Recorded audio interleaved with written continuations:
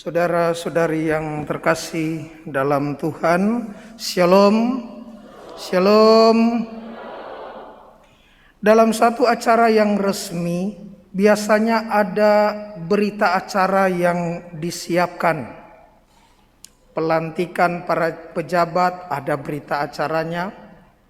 Serah terima pastor paroki, ada berita acaranya. Dan acara-acara resmi lainnya. Berita acara menjadi penting, perlu dibuat untuk melaporkan kepada organisasi atau orang yang berwenang atau masyarakat umum, sehingga dalam acara atau kegiatan yang telah dilaksanakan bersifat resmi dan legal, dan biasanya ada meterai dalam berita acara. Hari ini pada pesta pembaptisan Tuhan, Yesus dibaptis oleh Yohanes sebelum memulai karyanya atau pekerjaannya. Injil hari ini sampai ayat 22. Tapi kalau kita membaca ayat 23, dikatakan di sana Yesus mulai bekerja atau berkarya kira-kira usia 30 tahun setelah pembaptisan. Baptisan Yohanes bertujuan untuk apa? Bertujuan untuk pertobatan. Sekali lagi, pembaptisan Yohanes bertujuan untuk pertobatan. Dan ketika Yesus akan dibaptis oleh Yohanes, Yohanes agak enggan, agak kikuk, agak ragu. Bagaimana mungkin ini Yesus mau dibaptis? Pembaptisan demi pertobatan. Sehingga muncul juga pertanyaan-pertanyaan di kalangan orang yang tidak mengimani Yesus. Coba lihat, mengapa dia dibaptis? Apa yang harus dia lakukan? Mungkin Yesus bersalah? Mungkinkah Yesus berdosa? Ini kan pembaptisan Yohanes untuk pertobatan. Maka seolah-olah Yesus harus bertobat. Tidak, Bapak Ibu.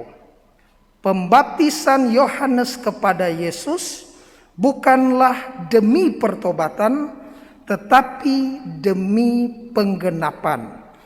Penggenapan untuk satu berita acara. Penggenapan untuk satu afirmasi. Penggenapan untuk satu konfirmasi, satu promulgasi, satu deklarasi, engkaulah anak yang kukasihi, kepadamulah aku berkenan. Menjadi jelas. Jadi bukan untuk pertama-tama pertobatan, tetapi demi penggenapan. Apa yang boleh kita timba, pelajari, renung praktekan dari bacaan-bacaan pada perayaan pesta pembaptisan Tuhan ini?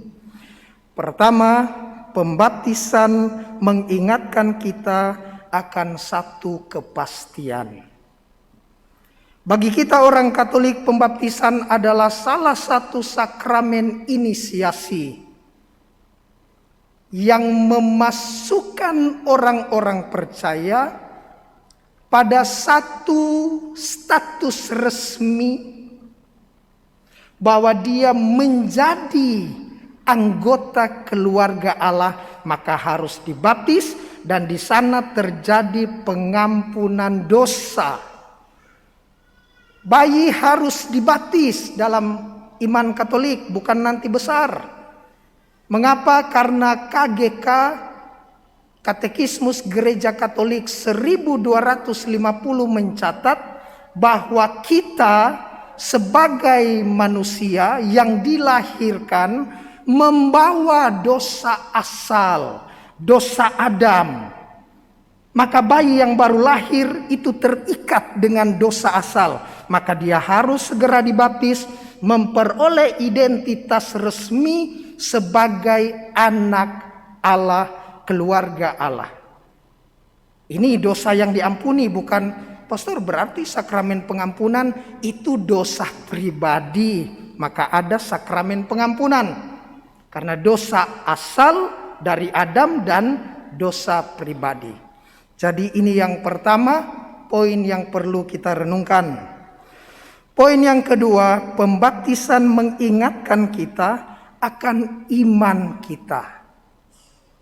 Kita dibaptis dalam iman yang sama, Bapa, Putra, dan Roh Kudus.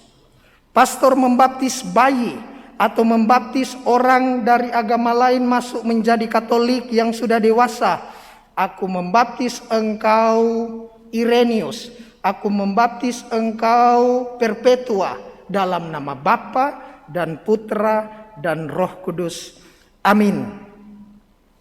Sebelum kita juga masuk gereja, kita lihat ada air suci dengan tanda iman, tanda salib, mengingatkan kita akan pembaptisan yang kita terima.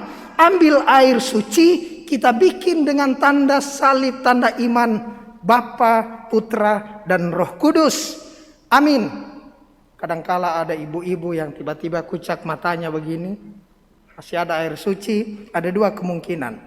Satu, dia supaya dengan air baptis dia bisa melihat kemuliaan Allah.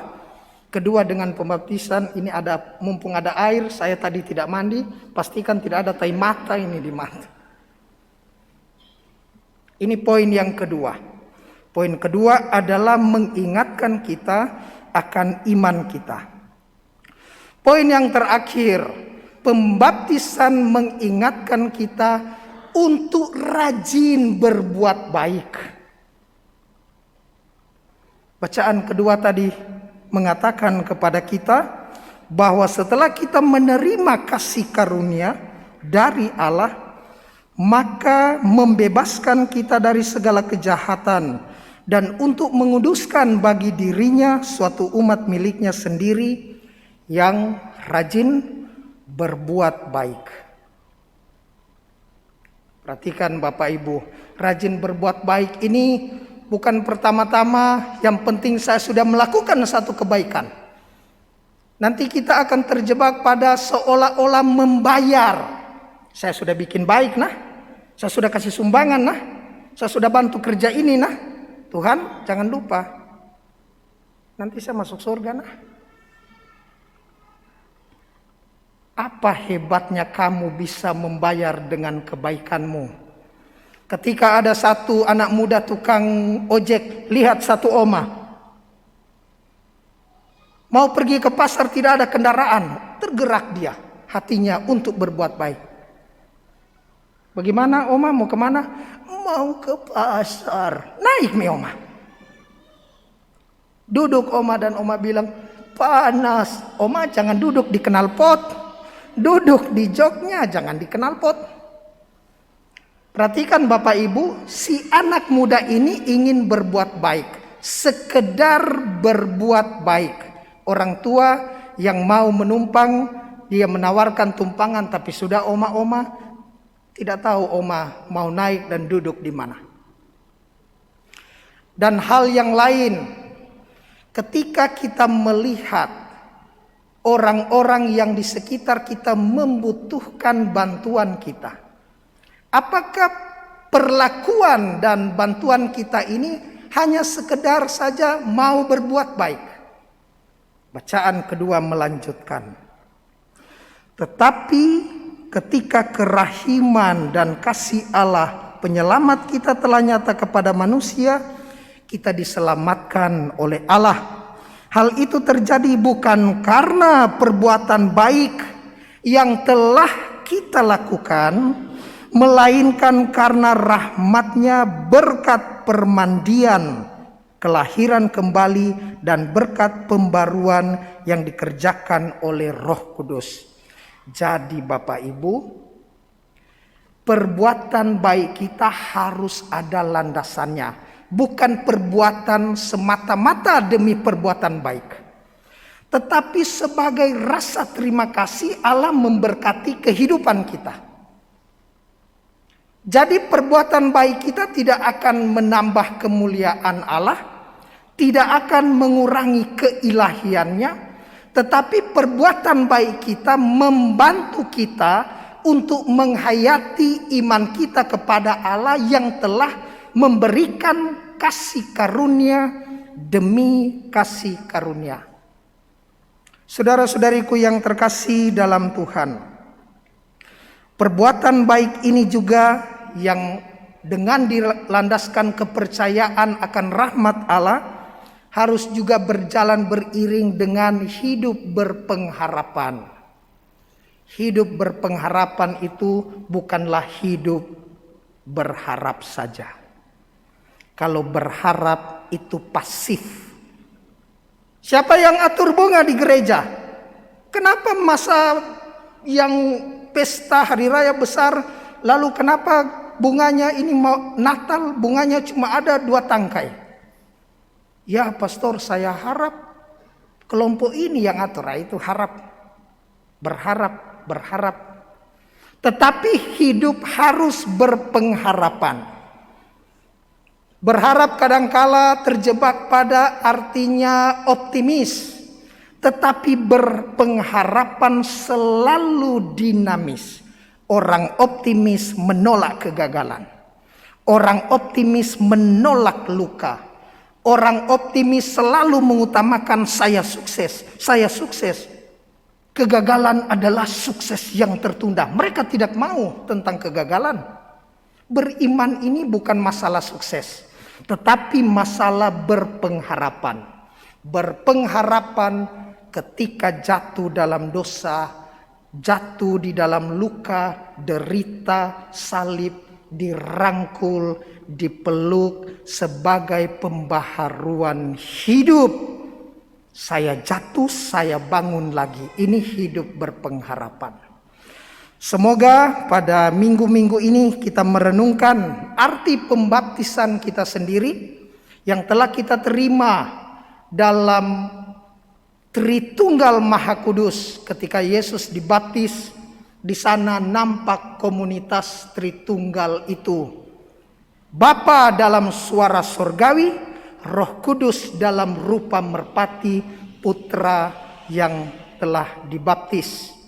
Dan karena itu, mari kita memohon rahmat Tuhan agar iman akan pembaptisan dalam Tritunggal Maha Kudus ini tidak saja menjadi label sekedar meterai, sekedar berita acara, tetapi dapat melaksanakannya dalam hidup beriman yang konkret. Semoga demikian.